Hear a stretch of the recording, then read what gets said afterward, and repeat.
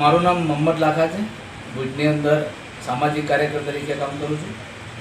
ખાસ કરીને આજે ભુજ નગરપાલિકાના અણમાનિત કહેવાય એવા વિસ્તારો, વોર્ડ નંબર 2ના શેખપડીયા દાદુપીર રોડ વિસ્તાર અને વોર્ડ નંબર 3ના નાગોરીવાડાથી કરીને સિતારા ચોકથી સોનાપુરી શમશાન ગેટ આઝાદનગર સુધી અને સિતારા ચોકથી ભૂતેશ્વર રોડવાળો જે વિસ્તાર છે એ વિસ્તારની અંદર છેલ્લા કેટલાક સમયથી નગરપાલિકા દ્વારા અવારનવાર ગટરના ખાડા ખોદી અને પછી એને પૂરવામાં નથી આવતા. એક સમસ્યાથી કાચા રસ્તાઓ પડ્યા છે.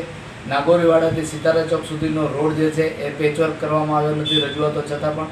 નાગોરીવાડાથી કરી અને સિતારા ચોકથી સોનાપુરી આઝાદનગર પ્રાથમિક શાળા નંબર 19 સુધીનો જે રસ્તો છે એના ઉપર સતત ગટરનું પાણી વહ્યા કરે છે. પરિણામે આજે ચક્કાજામનું આંદોલન આહવાન કરવામાં આવતા નગરસેવકો અને વિસ્તારના અનેક લોકો સાથે આજે આહવાન કર્યું હતું અને એના પરિણામે આજે ભુજ નગરપાલિકાના મુખ્ય અધિકારી અને પ્રાંત અધિકારી શ્રી ભુજ દ્વારા સ્થાનિકે આવીને આ તમામ સમસ્યાઓ જે છે એનો 2 થી 3 દિવસમાં ઉકેલ લાવી અને યોગ્ય કરવામાં આવશે એની ખાતરી આપી હતી.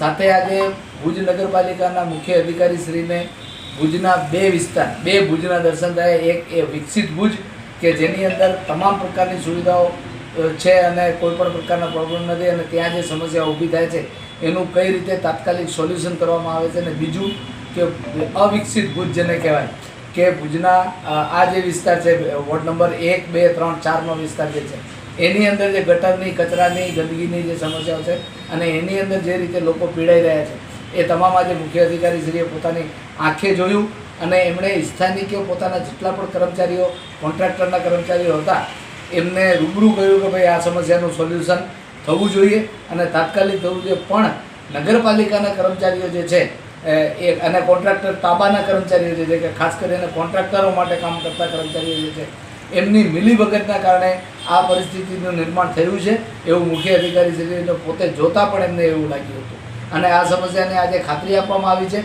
કે આનો ઉકેલ તાત્કાલિક આવશે. પરંતુ જો તાત્કાલિક ઉકેલ નહીં આવે તો આગામી દિવસોમાં આનાથી પણ વધુ લોકોને સાથે રાખી અને આંદોલન કરવામાં આવશે.